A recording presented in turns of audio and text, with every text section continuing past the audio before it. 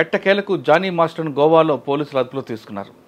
గోవా నుండి షిప్ ద్వారా వేరే దేశానికి పారిపోవడానికి సిద్ధంగా ఉన్న జానీ మాస్టర్ను సైబరాబాద్ S40 పోలీసులు అదుపులో తీసుకున్నారు. నిన్న మాకు రాయదుర్గం పోలీస్ స్టేషన్ నుంచి ఒక 0 FIR రావడం జరిగింది.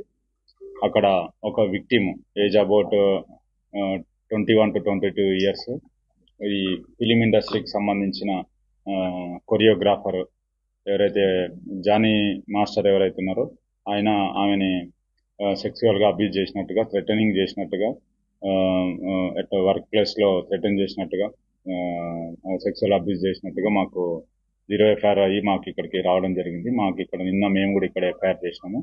దాంట్లో ఇన్వెస్టిగేషన్ చేస్తున్నాము.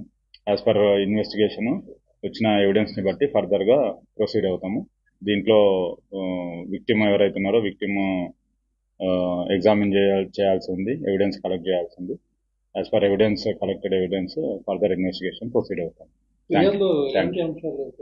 అదే వర్క్ ప్లేస్లో సో సెక్సువల్ అబ్యూజ్ చేసినట్టుగా, తర్వాత థ్రెటన్ చేసినట్టుగా కంప్లైంట్ ఇవ్వడం జరిగింది.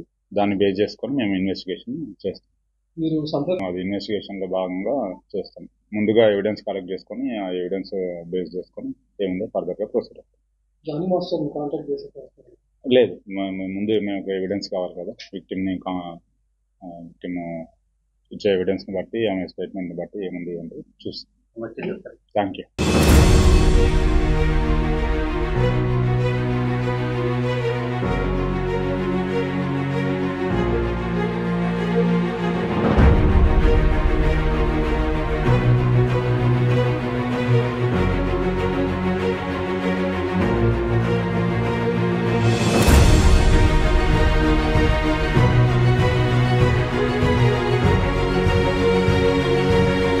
ఇప్పుడు ఈ కేసు బాంబేకి వస్తుందా, నార్సింగోలు చూస్తారు? Welcome to I dream. ఎట్టకేలకు జానీ మాస్టర్ను గోవాలో పోలీసులు అదుపులో తీసుకున్నారు. గోవా నుండి షిప్ ద్వారా వేరే దేశానికి పారిపోవడానికి సిద్ధంగా ఉన్న జానీ మాస్టర్ను సైబరాబాద్ S40 పోలీసులు అదుపులో తీసుకున్నారు. అక్కడే ఉన్న గోవాలో కోర్టులో హాజరుపరిచి తిరిగి సైబరాబాద్ తీసుకొస్తున్నారు. ఇక్కడ ఉప్పరపల్లి కోర్టులో అతనికి హాజరుపరిచే అవకాశం కనిపిస్తుంది. కానీ ఈ కేసు చూస్తుంటే రకరకాలుగా మరుపులు తిరిగే అవకాశం కనిపిస్తుంది. జానీ మాస్టర్ అరెస్ట్ అయినా ఈ కేసు మాత్రం ఒక సీరియల్గా మలిచే అవకాశం కనిపిస్తుంది. ఎందుకంటే రాయదుర్గం పోలీస్ స్టేషన్లో అమ్మాయికి ఫిర్యాదు చేసింది, అది 0 FIR కట్టి ఆ కేసు ఉండింది, ఆ అమ్మాయి ఉంటుంది నార్సింగ్ కాబట్టి నార్సింగ్ పంపించారు. కానీ సంఘటన జరిగింది బొంబాయి కాబట్టి జానీ మాస్టర్ని నార్సింగ్ పోలీసులు విచారణ జరిపి ఈ కేసును బొంబాయి పంపిస్తారా, లేదు ఇక్కడే దర్యాప్తు చేస్తారా అనే అంశాల్ని మనతో మాట్లాడడానికి retired police officer plus advocate doctor Sarveshwara Reddy garu ప్రస్తుతం అంటున్నారు. ఆయన అడిగి చాలా క్లారిటీగా తెలుసుకుందాం. సార్ నమస్తే. సార్, ఇప్పుడు ఈ కేసు చూస్తున్నాం. జానీ మాస్టర్ సినిమా ఫీల్డ్లో ఇప్పుడు కొత్తగా కాస్టింగ్ కౌచ్ మారి ఈ విధంగా ముందుకు వచ్చింది. జానీ మాస్టర్ తనకి దాదాపు 4 సంవత్సరాల క్రితమే తన అత్యాచారం జరిపారని, జరపడమే కాకుండా తన కెరీర్ ఎదగకుండా కూడా అడ్డుకుంటున్నారని, తనకు లవ్ జిహాదీ చేయమంటున్నారని, అదేవిధంగా జానీ మాస్టర్ భార్య కూడా తన ఇంటి మీద గొడవ పడిందని అమ్మాయి కంప్లైంట్ ఇచ్చింది. ఈ case Rayadurgam police station, Rayadurgam అమ్మాయి ఉంటుంది నార్సింగ్ లిమిట్స్ కాబట్టి 0 FIR ట్రాన్స్ఫర్ చేశారు. ఇదంతా టెక్నికల్గా పర్ఫెక్ట్గా వచ్చింది. కేసు నమోదు అయిన వెంటనే జానీ మాస్టర్ అబ్స్కాండింగ్ అయిపోయారు. కానీ సంఘటన జరిగింది 4 సంవత్సరాల క్రితమే చేశారు కాబట్టి అప్పటికి అమ్మాయి మైనర్ కావున పోక్సో కూడా దీని ఇంప్లిమెంట్ చేశారు. ఒకవైపు కేసు నడుస్తున్న దర్యాప్తు చేస్తున్న పోలీసులు, ఇంకో టీం S40 వాళ్ళందరూ కూడా అతని కోసం తిరిగారనే విషయం చాలా స్పష్టంగా తెలుస్తుంది. అతని కోసం నెల్లూరు, ఢిల్లీ ఇవన్నీ తిరిగారు. కానీ అతను టెక్నికల్గా గోవా వచ్చి గోవా నుండి షిప్లో పారిపోదాం అనుకున్న టైంలో పోలీసులు అక్కడ వరకు బాగుంది, అక్కడ కోర్టులో హాజరుపరిచారు, అక్కడ ట్రాన్స్లేట్ వారెంట్ మీద తీసుకొస్తున్నారు. పోక్సో కేసు కూడా పెట్టారు, కూడా ఖచ్చితంగా జైలుకి వెళ్లాల్సిందే. కానీ ఇక్కడ 2 విషయాలు మీ దగ్గర కావాల్సి ఉంది. ఎందుకంటే మీరు ఆల్రెడీ అడిషనల్ ఇన్స్పెక్టర్ రిటైర్ అయ్యారు, ప్లస్ అడ్వకేట్గా ఉన్నారు కాబట్టి పోక్సో కేసులో పర్ఫెక్ట్గా కన్విక్షన్ రావాలంటే పోక్సో దర్యాప్తు ఉంటాయి. అంటే ఆల్రెడీ SOP ఉంది, SOP ఉన్న తర్వాత కూడా కొన్ని కేసులు ల్యాప్స్ అవుతుంటాయి కాబట్టి అక్విటల్ కాకుండా ఖచ్చితంగా అతనికి శిక్ష పడాలి ఒకటి. రెండోది, సంఘటన జరిగింది బొంబాయి, FIR అయింది నార్సింగ్ తెలంగాణ. ఈ కేసుని ఇక్కడ లీడ్ చేసుకుంటూ ఇక్కడ ఇన్వెస్టిగేషన్ చేసి బొంబాయి పంపిస్తారా, లేదు అతను అరెస్ట్ చేసుకొచ్చి డైరెక్ట్గా FIRతో పాటు ఆయన కూడా పంపిస్తారు అక్కడికి? ఇవన్నీ చాలా ఎందుకంటే కన్ఫ్యూజ్ కనిపిస్తుంది. ఎక్కడ చిన్న లింక్ తెగినా అందులో బయటపడే అవకాశం ఉంది. కాబట్టి ఇటువంటి సంఘటనలు ఎక్కపై జరగకుండా ఉండాలని టెక్నికల్గా ఎలా ఏ విధంగా దర్యాప్తు చేయాలి? ఇది చాలా heinous offence. First of all Jani master ఏంటైనా తెలుగులో స్టెప్ వేయడంలో కానీ రాంగ్ స్టెప్ వేసాడు. స్టెప్ వేయడంలో తెలుగులో రాంగ్ స్టెప్. అటు ప్రెసిడెంట్ కూడా అయిండు. పార్టీ జనరల్ యాక్టివిటీలో కూడా జనసేనలో తిరిగి వచ్చిండు, మీటింగ్లు పెట్టొచ్చిండు, మాట్లాడు, రకరకాలు ఉన్నాయి ఆయనకు. వాళ్ళు కూడా సస్పెండ్ చేస్తారు. వాళ్ళు పార్టికల్ సస్పెండ్ చేశారు. తర్వాత మూవీ ఆర్టిస్ట్ అసోసియేషన్ కూడా వాళ్ళు కూడా రిమూవ్ చేస్తున్నారని చెప్పారు. తర్వాత ఎవరు ఏం చేసినా ఒక మైనర్ గాను జాలి లేని జానీ మాస్టర్ ఆ విధంగా చేయడం అయితే కరెక్ట్ కాదు. అంటే it's nothing but aggravative form of offence అంటాం మా టెర్మాలజీలో. అంటే కస్టడియన్లో ఉన్నప్పుడు రేప్ చేయడం, ఇన్ఫ్లుయెన్స్ పోయించి రేప్ చేయడం, ఇది సీరియస్ అఫెన్స్. సార్, ఆ కంప్లైంట్ కాపీ మీరు చదివారు కాబట్టి అమ్మాయి ఏం చెప్తుందండి అందులో? అమ్మాయి ఏం చెప్తుంది, డీజీలో 2019లో ఎంత జాయిన్ అయింది, అసిస్టెంట్ కింద నడుస్తుంది. ఈమె కొంచెం మంచి talkative and out spoken, good English ఉంది, కమ్యూనికేషన్ స్కిల్స్ ఉన్నాయి అమ్మాయికి. స్టార్ హీరోలతో మాట్లాడడం, అరేంజ్మెంట్ చేయడం, చెప్పడం, ఎక్స్ప్లెయిన్ చేయడం, వర్డ్స్ ఎక్స్ప్లెయిన్ చేయడం అంతా ఇంగ్లీష్లో ఎక్స్ప్లెయిన్ చేస్తే అర్థమవుతుంది. చాలా ఫాస్ట్ అయింది. ఆమె యాక్చువల్ అయితే హీరోయిన్ క్యాడర్లో ఉండవలసి వచ్చింది. జానీ మాస్టర్ వల్ల వాడి బిల్లబిల్ల అనుకున్నది.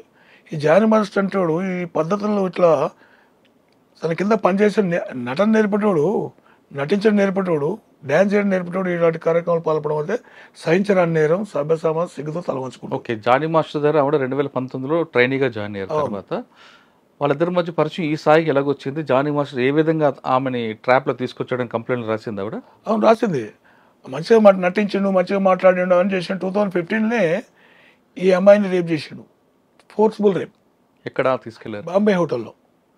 మరి ఆడ చేసి మళ్ళీ నువ్వు ఈ విషయం ఎవరికని చెప్తే చంపేస్తా అని బెదిరించి రకరకాలటువంటి దమన పద్ధతులను అవలంబించాడు. వాడు కొట్టడం కూడా చేసిండు, బెదిరించడం చేసిండు. ఆమె ఇంత వేధింపులు తట్టుకోలేకనే చివరి అస్త్రంగానే పోలీసుకు అప్రోచ్ అయింది. చాలా టార్గెట్ చేస్తుంది, ఎందుకంటే ఫీల్డ్ కదా, లైఫ్ స్పాయిల్ అవుతుందని అనుకున్నదో మరి ఏం కథను. ఎంతకాలం కంటిన్యూస్గా థ్రెటనింగ్ చేసుకుంటూ వచ్చింది మనడు. ఈయన కాక ఈయన భార్య కూడా జమ అయిపోయి ఆ నార్సింగ్లో పోయి వాళ్ళ ఇంట్లో పోయి కొట్టి నా మగుని పెళ్లి చేసుకుని బయటకి ఎట్లా పోతావు అనే బెదిరి సంఘటన ఉన్న తర్వాత రిలీజియన్ మార్చుకొని పెళ్లి చేసుకోవడం అనేది ఇట్స్ నథింగ్ బట్ లవ్ జిహాద్.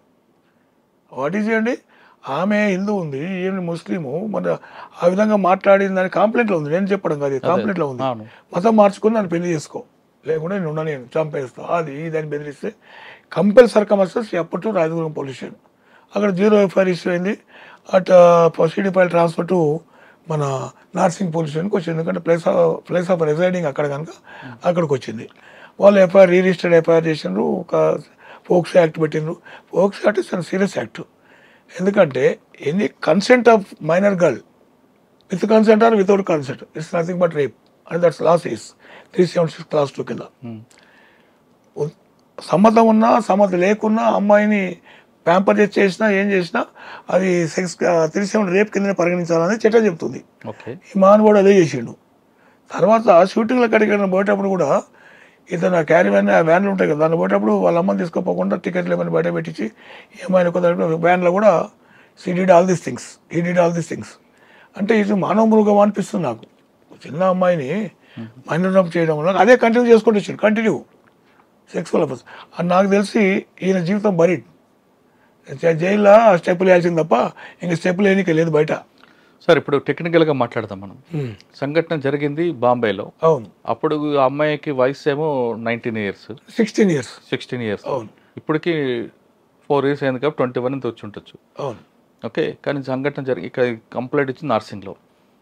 4 సంవత్సరాల క్రితం జరిగినప్పుడు కంప్లైంట్ ఇచ్చిన తర్వాత ఇప్పుడు వస్తుందా, లేదా ఇప్పుడు జరిగింది అప్పుడు కాబట్టి పోక్సో పెట్టచ్చా?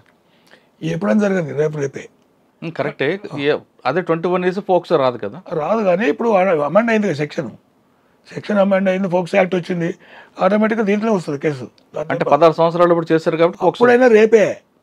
అదే 7 years to 10 years, ఇప్పుడు అదే ఉంటుంది. కాకపోతే యాక్ట్ ఎవిడెన్స్ పాయింట్ ఆఫ్ వ్యూలో కొంచెం స్ట్రాంగ్ ఉంటుంది ఫోక్స్ యాక్ట్, ఎస్కేప్ కానీ ఉండదు. అంటే మామూలుగా అంటే మనం గత సెక్షన్ ప్రకారం 376 కాకుండా ఇప్పుడు పోక్సో పెట్టారు. రైట్ సార్, పోక్సో పెట్టారు, ఇంతవరకు బాగా పర్ఫెక్ట్గా చేశారు. ఇప్పుడు ఈ కేసు బాంబేకి వస్తుందా, నార్సింగ్ వాళ్ళు చూస్తారు? ఇప్పుడు గోవాలో కస్టడీ తీసుకున్నారు, they produce in the concern court of area produce చేసి ట్రాన్సిట్ వారెంట్కి హైదరాబాద్ తీసుకొచ్చిన తర్వాత ఉప్పరపల్లి కోర్టులో ప్రొడ్యూస్ చేస్తారు, మళ్ళీ కస్టడీ పిటిషన్ వేస్తారు, వేసిన తర్వాత ఇంట్రాగేట్ చేస్తారు, కన్ఫెషన్ అండ్ రికవరీ ఉన్నాయి, కన్ఫెషన్ కథ రాయాల్సిందే.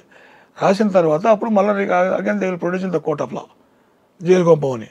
జైలుకు పోయిన తర్వాత అప్పుడు ఫర్దర్ ఎవిడెన్స్ గ్యాదర్ చేసిన తర్వాత ఇక్కడ కూడా అఫెన్స్ అయింది కదా. ఇది ఒక డిఫరెంట్ అఫెన్స్ కదండి. ఇది కూడా డిఫరెంట్, మేజర్ అయినా రేపే కాన్సెంట్. ఇక్కడ కంటిన్యూ చేసుకుంటూ వచ్చింది మనోడు, ఇక్కడ కూడా అదే వస్తుంది కనుక 2 ఛాన్సులు దీంట్లో. ఒకటి ఫస్ట్ రేపు అక్కడ కనుక రేపు కింద అక్కడ పంపాల్సిన అవసరం లేదు, ఎందుకంటే పోక్స్ యాక్ట్ వచ్చింది కనుక వీళ్ళు చేసిండ్రు. ఇక్కడ రేపు కంటిన్యూ అవుతుంది కనుక పోక్స్ యాక్ట్ పెట్టిన అది ఉంది, ఇది ఉంది.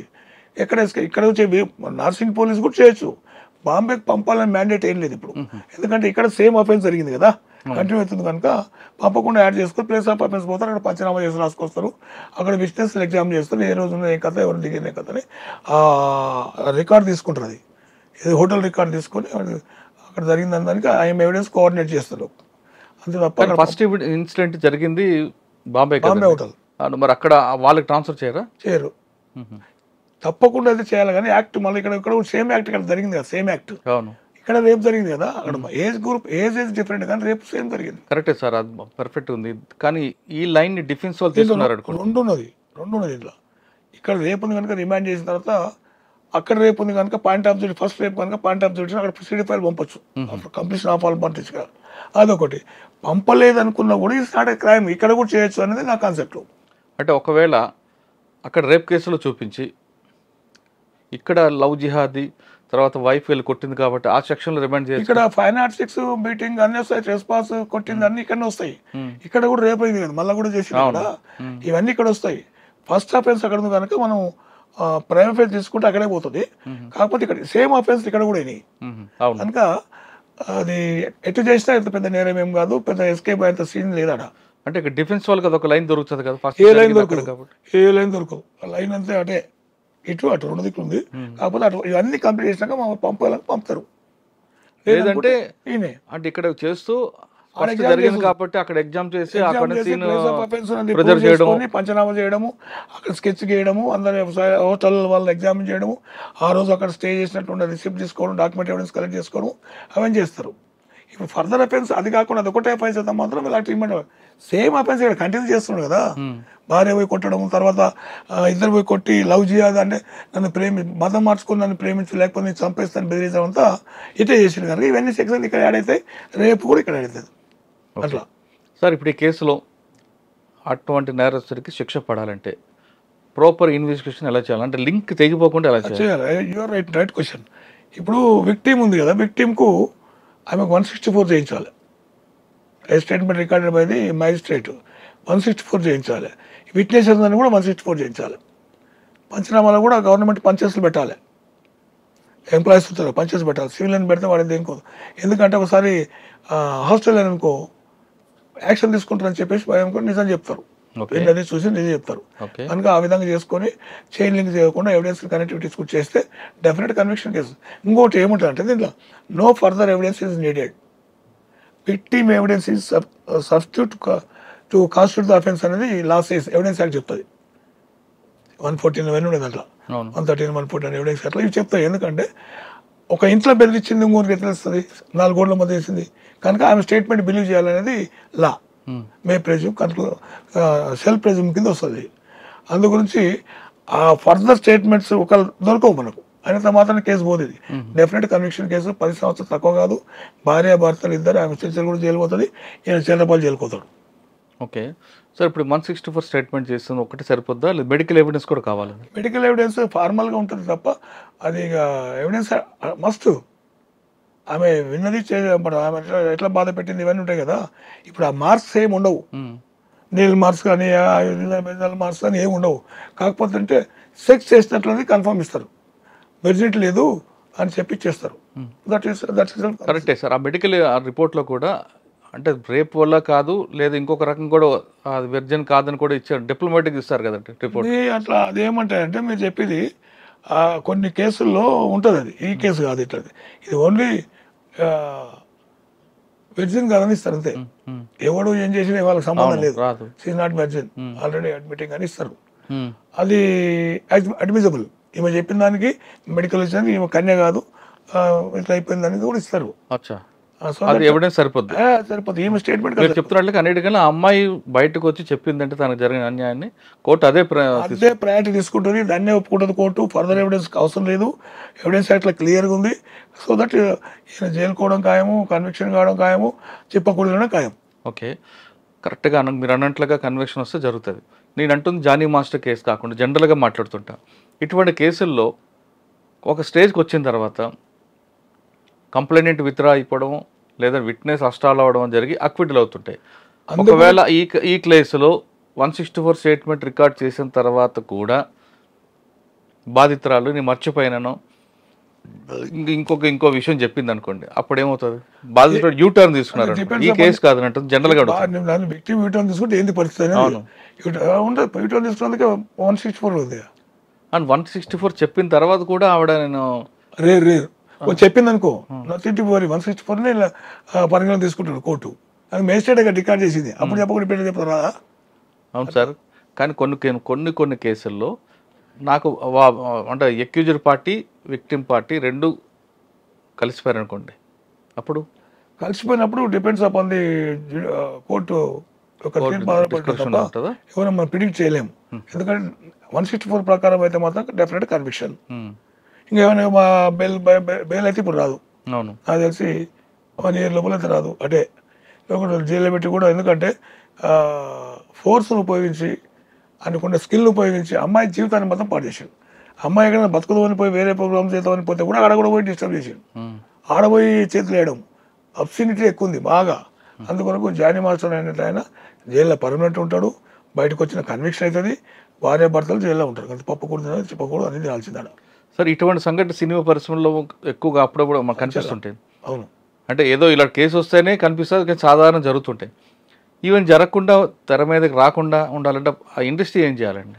ఇండస్ట్రీ అసోసియేషన్, మా అసోసియేషన్ వాళ్ళందరూ వాళ్ళకు ఒక భరోసా కల్పించాలి. వీళ్ళందరి జీవితాలను నాశనం చేసుకునే పరిస్థితి రానియకూడదు. మా అసోసియేషన్ రెస్పాన్సిబిలిటీ.